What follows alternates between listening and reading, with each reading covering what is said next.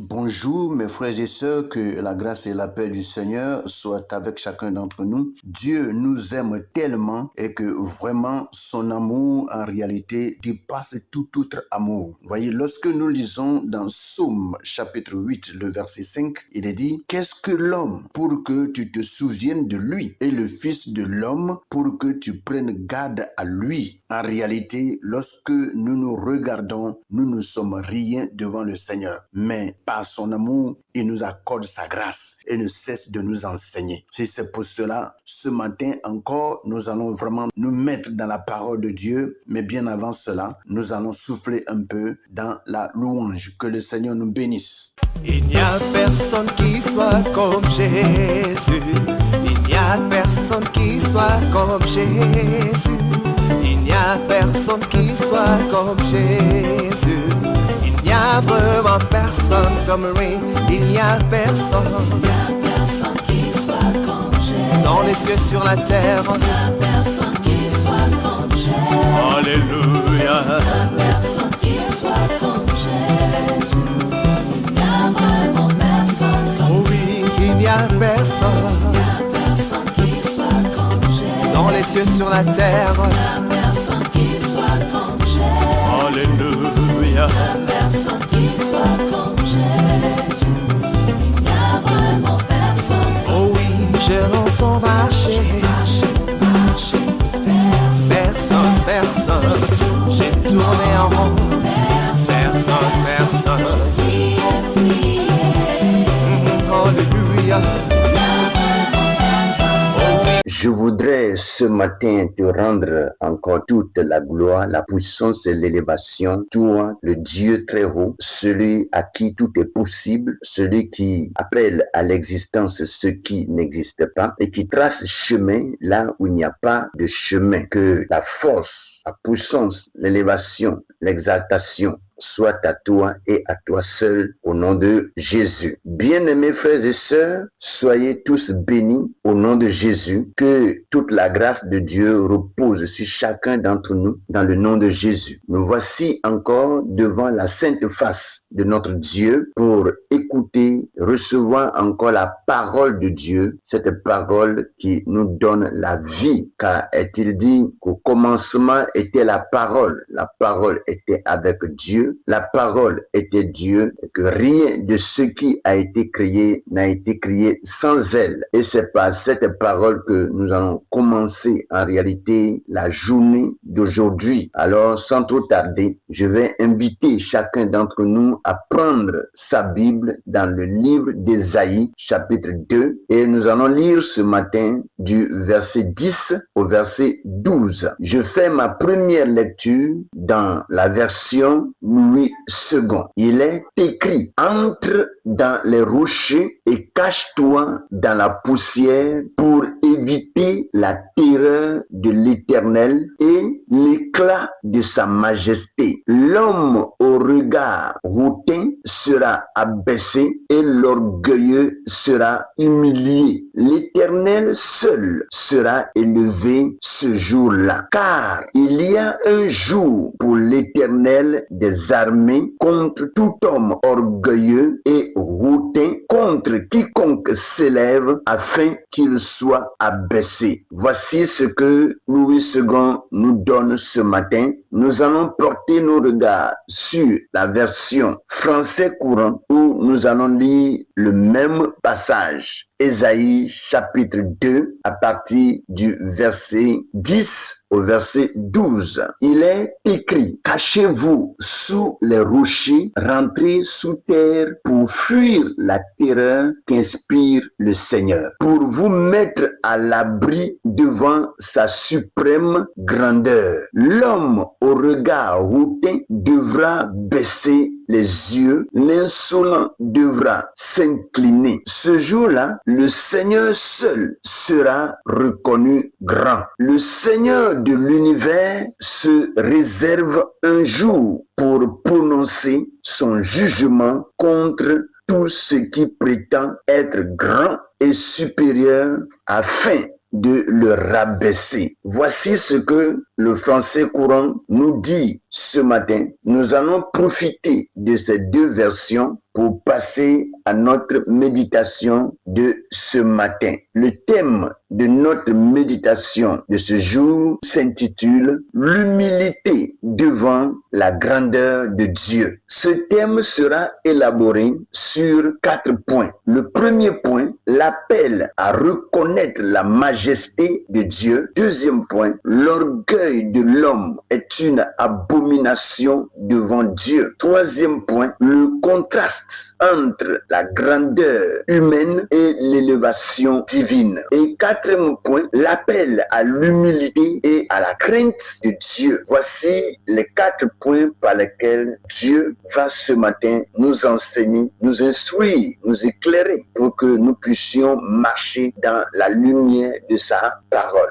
Après le développement de ces points, nous allons passer en conclusion à une petite prière qui certainement nous fera du bien. Que le Seigneur soit béni. Nous passons rapidement au premier point pour commencer notre méditation de ce jour. L'appel à reconnaître la majesté de Dieu.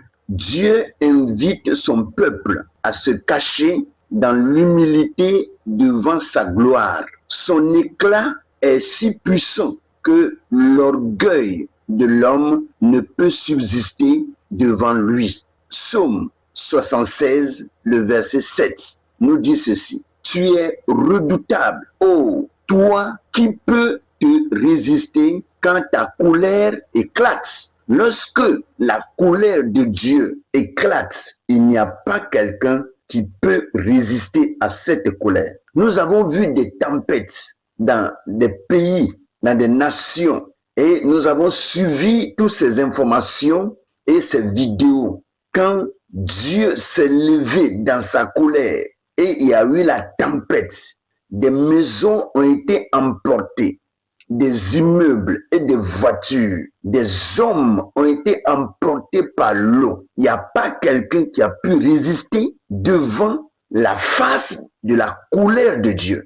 Personne n'a pu résister. Et c'est pour cela, la Bible nous dit ce matin, dans Psaume 76, le verset 7, qui dit ceci. Tu es redoutable, mes frères. Dieu que nous adorons est redoutable. Ô toi, qui peut résister quand ta colère éclate? Et c'est pour cela, nous devons faire tout pour que la crainte de Dieu demeure dans notre cœur. Seul par la crainte, nous pourrons vraiment aller de victoire en victoire et plaire aussi à Dieu. Gloire à Jésus. Point 2. L'orgueil de l'homme est une abomination devant Dieu. L'orgueil élève l'homme au-dessus de sa condition et le détourne de son Créateur. Mais Dieu a fixé un jour où tout orgueilleux sera humilié. Dieu n'a pas refusé à ce que quelqu'un soit orgueilleux. Mais si tu es orgueilleux, c'est que Dieu a un seul jour pour t'humilier, pour t'abaisser, pour te réduire à néant. Lorsque nous lisons vraiment ces paroles, c'est des paroles qui font peur, mais en même temps qui conscientisent, des paroles qui conscientisent l'homme à examiner sa vie et savoir ce qu'il faut faire pour plaire à l'Éternel. Proverbe 16, le verset 18, dit ceci. L'orgueil précède la ruine et l'esprit hautain précède la chute. L'orgueil précède la ruine, la destruction et l'esprit hautain, la chute. Lorsque ton esprit est hautain, est au-dessus, même au-dessus de l'esprit de Dieu, tu vas chuter très mal. Alléluia. Donc, l'esprit hautain précède la chute. C'est ce que Proverbe 16, le verset 18 nous dit. Le point 3, le contraste entre la grandeur humaine et l'élévation divine. Dans ce texte, Dieu nous montre que toute élévation humaine est passagère, mais lui seul demeure éternellement élevé. Nous pouvons voir un peu ce qui s'est passé dans la vie d'Abraham. Abraham signifiait père élevé et il a fallu que Dieu change le nom d'Abraham en Abraham, alléluia, qui veut dire père de la multitude. Donc, il n'y a qu'un seul Père élevé, un seul Dieu qui est élevé. Il n'y a pas quelqu'un d'autre qui peut être élevé avec Dieu. Non, il n'y a pas quelqu'un qui peut chercher à s'égaler à lui. Et si quelqu'un l'essaie, Dieu l'enlève rapidement parce qu'il est le seul éternel qui demeure éternellement élevé. Alléluia. Psaume 113, le verset 4 nous dit ceci. L'Éternel est élevé au-dessus de toutes les nations. Sa gloire est au-dessus des cieux. Gloire à Jésus. C'est pour cela, quand on voit l'homme, et puis l'homme se voit très, très élevé, et il cherche à marcher sur les autres. Vous voyez, j'ai vu une vidéo, je crois, nigériane, où les princes, lorsqu'ils veulent rentrer dans leur voiture, il faut que quelqu'un se couche. Le prince va monter sur la personne qui s'est couchée par terre avant de rentrer dans sa voiture. Quel orgueil! Oh, tu n'es qu'un homme en qui il n'y a que le souffle de vie. Il suffit que Dieu enlève ce souffle et on verra vraiment qui tu es. Gloire à Jésus. L'Éternel est élevé au-dessus de toutes les nations. Sa gloire est au-dessus des cieux. Nous devons comprendre ceci et nous abaisser pour que Dieu, au temps opportun, puisse nous élever. Alléluia. Point 4. L'appel à l'humilité et à la crainte de Dieu. La bonne réponse au message d'Ésaïe est de marcher dans l'humilité et dans la crainte de Dieu, reconnaissant qu'il est le seul digne d'être exalté. Il est le seul digne d'être exalté. Alléluia. Vous voyez, Dieu en réalité, comme la Bible nous le dit dans Exode 20, il est un Dieu jaloux et il ne veut pas que on puisse vraiment le comparer à qui que ce soit. Il ne veut pas que on le fasse ressembler à quelqu'un d'autre. Il est trop grand, notre Dieu, pour avoir quelqu'un qui se compare à lui. Et c'est pour cela, tous ceux qui vraiment s'érigent en Dieu ici-bas perdent facilement leur vie. 1 Pierre, chapitre 5, le verset 6 nous dit ceci. Humiliez-vous donc sous la puissante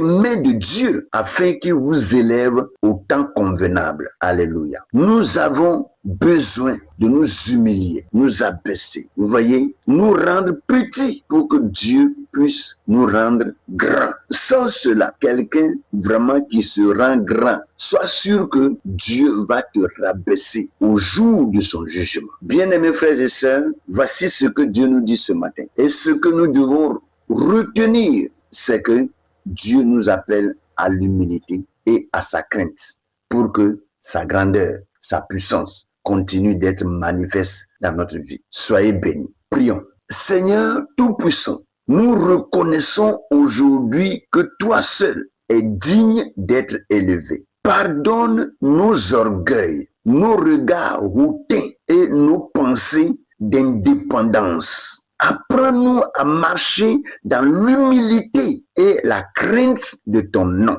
Que notre vie glorifie ta majesté et que nous soyons trouvés humbles lorsque ton jour viendra. Au nom de Jésus-Christ, nous avons prié et nous sommes exaucés. Et nous disons tous Amen. Nous voici à la fin de cette méditation. Et j'encourage chacun d'entre nous à porter les regards sur le passage donné parce que dans ce passage, il y a beaucoup de leçons, il y a beaucoup d'instructions que Dieu veut nous donner. Mais nous n'avons que ce bout de temps pour réveiller notre conscience et nous amener à marcher dans la parole pour que notre vie soit une vie heureuse. Que le Seigneur nous bénisse et que sa grâce repose sur chacun d'entre nous au nom de Jésus. Amen.